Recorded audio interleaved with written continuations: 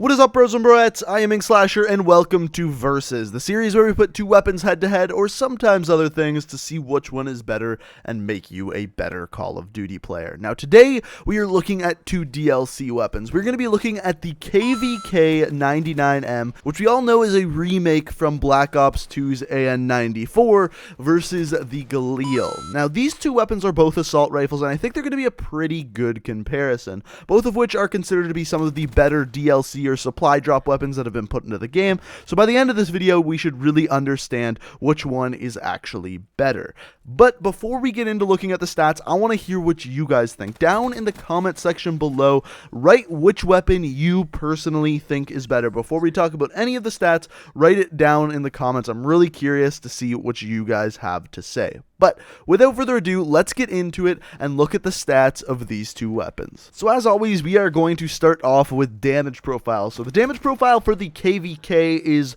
35 damage up close, 29 at mid-range, and 22 at long range. This is going to range from a 3 to a 5 bullet kill, whereas the Galil is just simply 30 damage up close and 24 at long range, ranging from a 4 to a 5 bullet kill.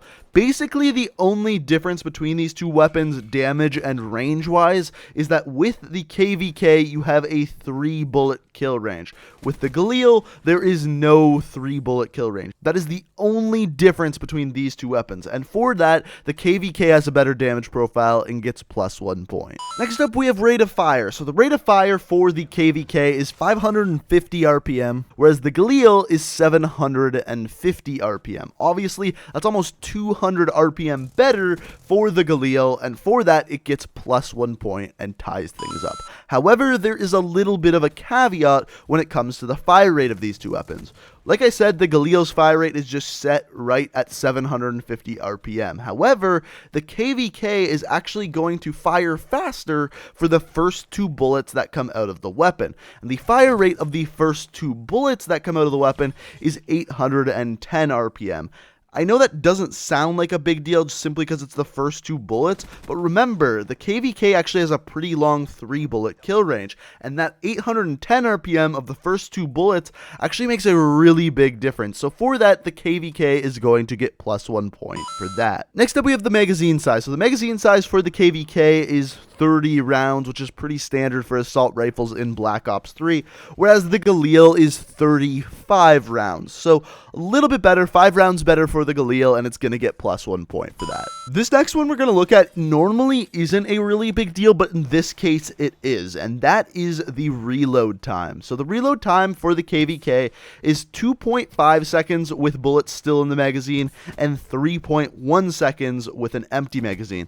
This is actually a pretty long reload time for an assault rifle in this game. However, the Galil is even worse than that. It's 2.8 seconds with bullets still in the magazine and 3.8 seconds with an empty magazine. This is by far the longest reload time for any of the assault rifles in Black Ops 3, and that's a really big deal. It's a really long reload time, edging towards more of an LMG than an assault rifle reload time. So for that, the KVK is going to get +1 point, even though the KVK has one of the worst reload times out of the assault rifles in the game. It's still better than the Galils. A lot of the rest of the stats for these two weapons are pretty similar. For example, both of them have a sprint out time of 0.35 seconds and the same aim down sights time, once again at 0.35 seconds. As far as recoil goes for both of these weapons, they're actually pretty similar. I would say they're kind of on the mid to higher recoil for the assault rifles in this game. Both of them still, though, I find pretty easy to manage the recoil. If you throw a grip on there, it's almost negligible, so I'm not going to give out any points based on that. However, one thing that is different between these two weapons is the hip spread. So the minimum hip spread for the KVK is 3.5 inches, and the maximum hip spread is 7 inches. I talk about that a lot in these Versus videos, and I get a lot of questions asking what the difference between the minimum and maximum hip spread is. Basically, if you're standing completely still, that's going to be your minimum hip spread, and if you're sprinting, that's going to be your maximum hip spread. That's the difference between the two.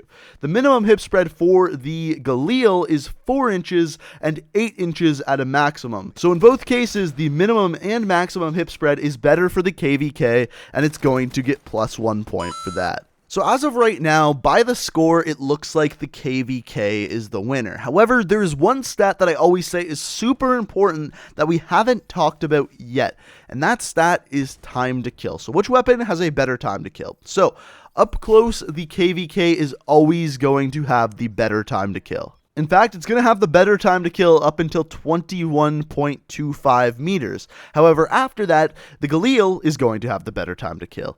However, this isn't always the case, and it's dependent on whether you hit the first two bullets coming out of the KVK. If you hit both of the first two bullets coming out of the KVK, sometimes the time to kill is going to be better for the KVK after 21.25 meters. That being said, I would say the majority of gunfights people get into in Black Ops 3 and most Call of Duty games is within that 21 meters. However, after that, it can still be better for the KVK. You simply have to hit those first two bullets. So overall, which weapon is better? The KVK is a better weapon. It has a better damage profile. It kind of has a better fire rate for the first two bullets. That being said, after that, the Galil has a better fire rate, and its other stats are better, including the reload time and the amount of hip spread. The big difference between these two weapons, though, is consistency. If you're a newer player to the game and have trouble with recoil or getting your aim on target and hitting those first two bullets, the KVK is going to be more difficult for you to use. In other words, there's a higher skill gap on the KVK. Whereas with the Galil, it's a really easy weapon to use. It has a decent damage profile, a decent fire rate, a decent amount of recoil. It's just a very, very consistent weapon, whereas the KVK is a better weapon. It's just a little bit more difficult to use. That being said, it's not really difficult. If you just put a little practice in, you're going to do very well with the KVK. All in all, though, both weapons are very, very good. The slight edge goes to the KVK in this one, and it takes the win on this episode of Versus. But guys, that is all I have to say about these two weapons. As always, if you guys enjoyed the video, it would be very, very greatly appreciated if you could hit that like button. Also, guys, I would love to hear what you guys have to say about the video. Let me know whether you think the KVK should have won or you thought the Galil should have won. Let me know down in the comments. And on top of that, if you like what you saw here, you may like the rest of the channel, so check it out. And if you enjoy what you see, you can always hit that subscribe button. But guys, I hope you enjoyed the video. Thank you so much for watching, and until next time, peace out. Hold on